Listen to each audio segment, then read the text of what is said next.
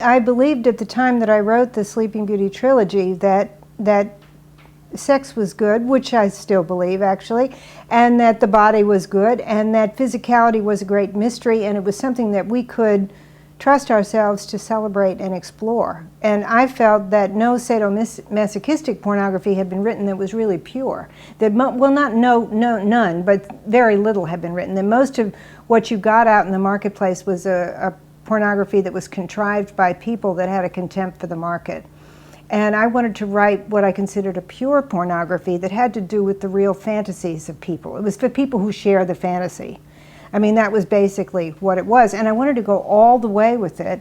And I guess I wanted to prove that you could enjoy that kind of fantasy in a very safe way. That you could go to a safe place, these books.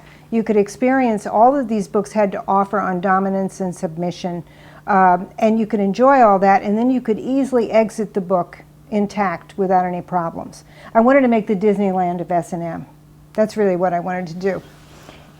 And you know, I wanted it to be a joyride. I mean, that was really it. And I'm very I don't want to say proud of those books, but I'm very glad that I did that.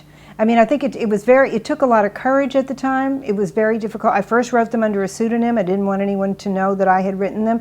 And I had to get strong enough to put my name on them and allow for the fact that people were going to talk to me about them. But I'm very glad I did those books. I wanted to get those fantasies out. I wanted to get them on paper. And I have a sense that they provide a kind of window into the psyche that's kind of rare.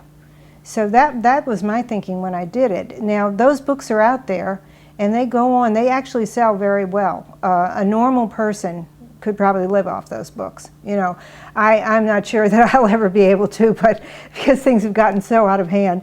But basically, they do well, and I'm not aware of their ever having done any harm to people. But I do regard them as something strong.